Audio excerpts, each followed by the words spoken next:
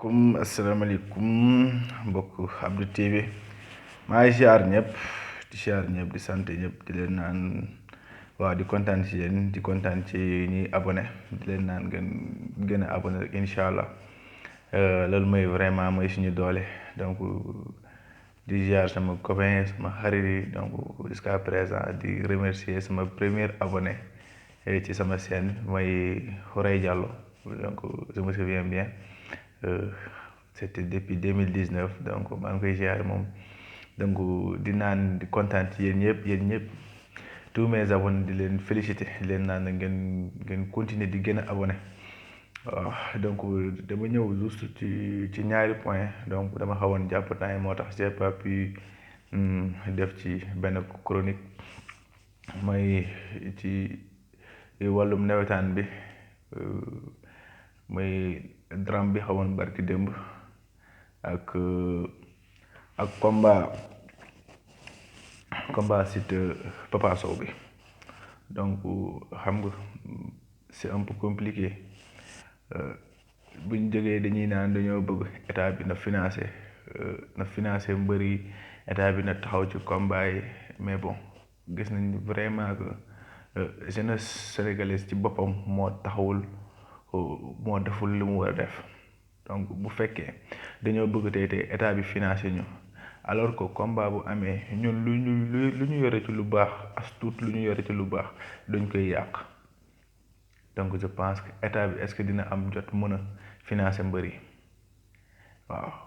gis nañ ne carrément jour combat bi noonu combien de moto lañ càcc ñaata moto lañ càcc nga ñëw seetaan combat amul ngay dem di sàccaali moto jàmbur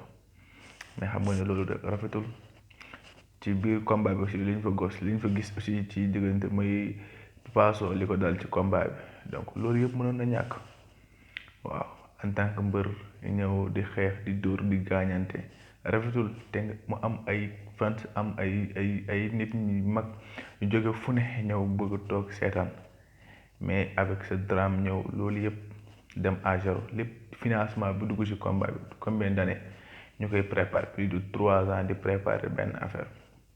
ngeen ñëw jusqu'au moment où nit ñi yëpp teg ci yaakaar mu dem à zéro donc dafa doon li nga xamante ni lu métti te ça fait décourager l'état nañu waxante dëgg day loolu ça fait décourager état du mën a financer yëf yu mel nii parce que en fait caaxaan lay nuroo te combat lutte du caaxaan lutte suñu culture la ñoo ko moom ñun ñoo ko war a jox valeur comme ça état mën cee taxaw mais bu fekkee jeunesse bi nga xamante ne moo war a jox culture boobu noonu valeur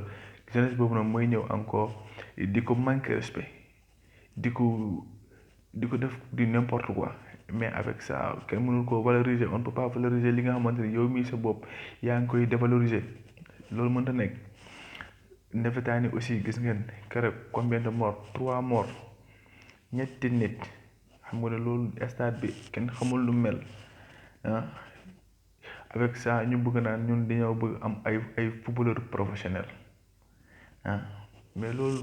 état bi aussi il faut mu jël ay matukaayam ci yenn activités yi buy am ci par exemple lu mel nii dafa waroon am ay gendarme yu doy war a am sécurité bu mat waaw mais fi nga xamante ne ay xale fay daje donc je pense que population bi d'abord balaa état population bi d'abord parce que ku dem ci football boo fa gaañoo boo ku fa dee yaay perte ku fa dee say perte say mbokk ñooy perte état bi ñoom ñu ngi seen mbir kër ñu ngi tëdd seeni néeg seen doom yaa ngi jàng France ñee ñu ngi Allemagne ñee ñu ngi États-Unis di jàngi ñoom seen kenn ci ñoom du dee donc képp ku fi dee yow yaay tu es le seul perdant waaw li nga mënoon def sa jeunesse yëpp nga ko à zéro donc je pense que nit ñi war nañ gën a delluwaat seen xel am na li nga xamante ne warul tax bien vrai que képp ku fanam jeex daaw day dem mais am na li nga xamante ne wër nga cee xalaat balaa nga koy def ay football ay combat ku ci dee ban importance après boo demee lan ngay layoo ak yàlla dama demoon combat dama demoon football y a eu ci y a eu ceci y a eu cela donc déranger nit ñi nañ gën a delloo ci seen xel sénégalais yi jeunesse bi na gën a delloo ci xelam ci li muy def ñun ñooy magu ëllëg ñun ñoo nar a yore fi réew mi donc maa ngi ñaan ñëpp donc c'était ça juste vidéo la pour conscientiser jeunes yi xamal nañ ne ko vraiment Sénégal ci loxo bu mu nekk nii c'est un peu critique alors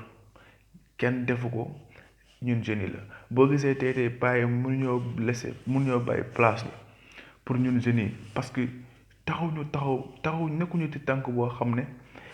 dina jox paa yi confiance ñoom ñu dem jeunesse bi taxaw mais jeunesse bi nga xamante ne day dem terrain di xaru di dem terrain di jamante mais est-ce que kooku noonu di nga jël sa place nga jox ko bu dee yow paa nga bi nga xamante ne tu es conscient te li ngay def du yoon mënoo ko donc nañ gën a delloo si suñuy xel waaw ñu gën a mën a farlu ci lu ñuy def gën a bëggante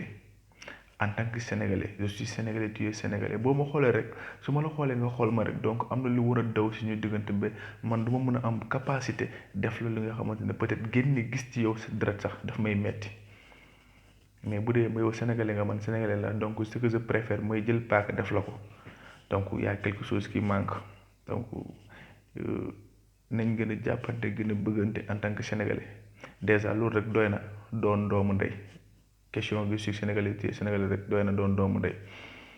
waaw donc di kontaan ci yéen di leen naan ngeen continuer di abonné sur ma chaîne YouTube Abdou TV big up sama gars yi